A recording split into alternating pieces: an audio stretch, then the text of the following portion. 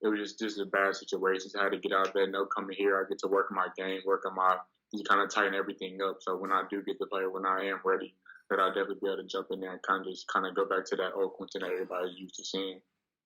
Today's feature is a little different than most of the ones covered, especially as of late, because it's of a guy that one, has tons of talent, and two, equally as many opportunities remaining to still make his dream of playing in the NBA come true.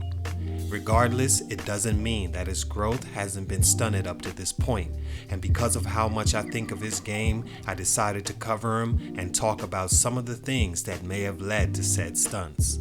He's got great size, pedigree, lead guard intangibles, and is by all accounts a hard worker that's put in the time to become a top 10 recruit in the class of 2018. A former McDonald's All-American and Gatorade Player of the Year for the state of Houston that began his career at Kansas, then transferred to Houston where he played last season and showed some promise. Was it enough? Let's talk about it. Salute to Zukuri McGee for this request. I've always had my eyes on him because I knew of how well his game would fit the next level, and I hated to see what transpired after a great high school career. Enough introduction. Quentin Marshall Grimes, born May 8th, 2000. It's your boy JC Stunted Growth. Ash, get it.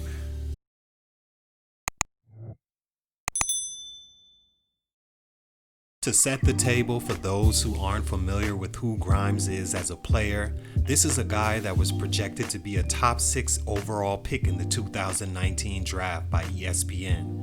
Hailing from Houston, Texas by way of the Woodlands, he was considered a clear-cut one-and-done guy, which was made even more clear by his performance in the 2018 FIBA Americas Under-18 Championship as a part of Team USA. He led the team to a gold medal and was named the MVP of the tournament.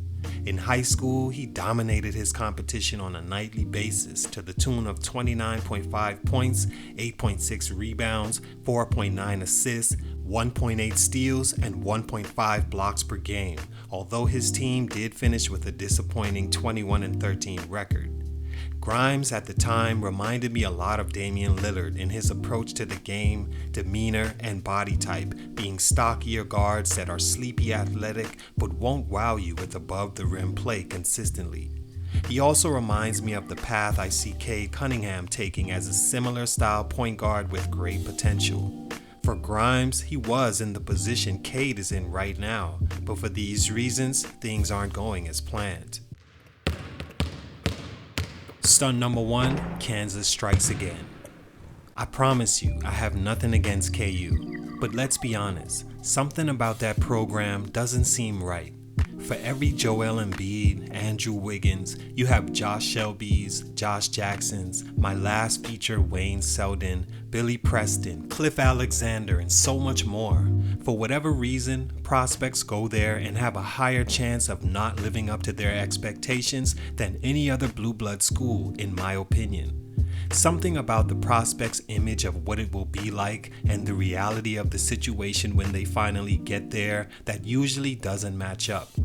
In Grimes' case, I knew that was a terrible choice for him when he committed and couldn't understand why. For one, Coach Self strikes me as a coach that is the embodiment of what I see when I view coaching at that level of college basketball. There's something cutthroat about his tactics, for example, recruiting and playing time. He may be a great coach, but he's all about his own and the program's success over making a guy prosper after he learns that guy won't take the team or himself to the next level, as we'll talk about later. Listening to Quentin Grimes explain why he left Kansas, I can get a picture of what may have went wrong there, even though he didn't go into great detail.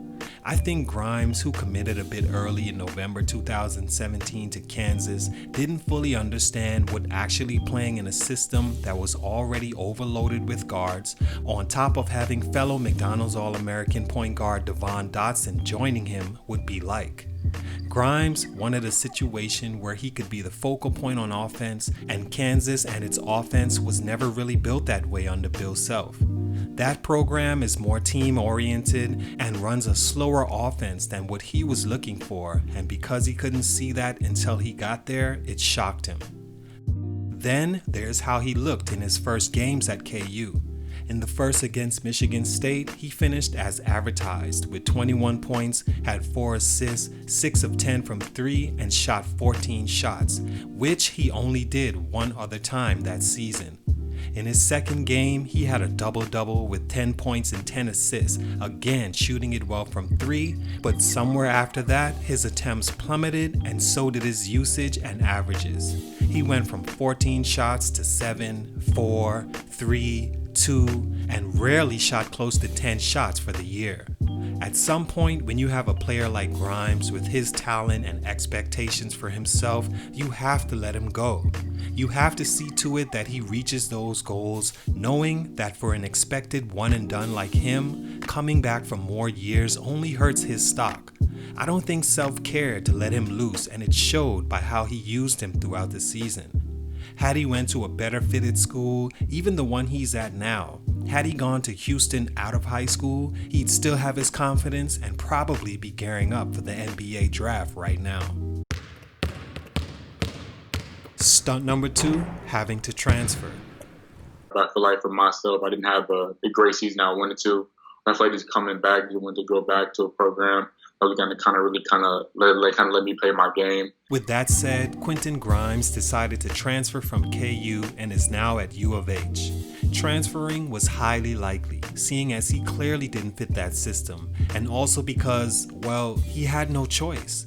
In the first season ever where the NCAA actually allowed prospects to get assistance from agencies in their testing the NBA waters process to see if they had enough draft stock, Grimes decided to do so and see if the name he had built in high school was good enough to get him drafted, at least in the late first round. He went through the entire process and right before the deadline decided to return to school because the feedback was him landing in the second. Problem is, Coach Self had already recruited over him, giving his scholarship away, leaving him with no choice but to leave the program. Now, I'm not going to put all that on Self because clearly communication was lost between both parties, but as a grown man and a guy's coach, you should have been the one reaching out and making sure your guy is straight and that you're not doing anything to jeopardize his future. At least letting him know that, hey, this is where we're going. What do you want to do? That didn't happen, and Grimes entered the transfer portal unwillingly, where he decided to attend his hometown school of Houston. He was granted immediate reinstatement to play after an appeal was denied in his first attempt. Coach Self, to his credit, did write a letter to the NCAA explaining that Grimes really had no control over the situation and should be allowed to play immediately. That, along with letters from family and current coach Calvin Sampson, they agreed and he suited up for the 2019-20 season where he averaged 12 points a game, 2.6 assists, and 3.7 rebounds. Stunt number 3, concerns. Which leads me to this. With everything mentioned falling in Grimes' favor critically, I do think he has some major concerns pertaining to his overall game that I think scouts want to see addressed before he can even consider leaving early for the NBA or being drafted at all. My first concern with him is his shooting. I don't understand why he isn't a better shooter with the form, size, elevation, and freedom he had at Houston to let it fly. He shot even worse from 3 against lesser competition than he did as a freshman at Kansas, which is very concerning.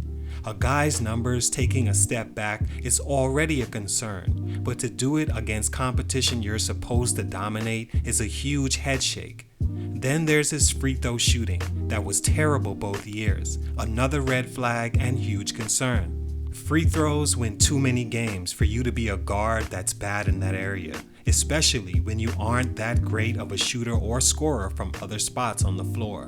That said, one reason I think he isn't impressive from other spots on the floor consistently is his foot speed and explosion off the bounce. He doesn't create the space he should against guys he should be beating left and right.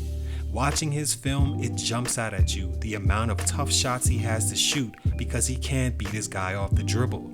He makes a good amount of them, but he should be one dribble, 2-step slam in a league like the AAC, especially with guys like this guarding you.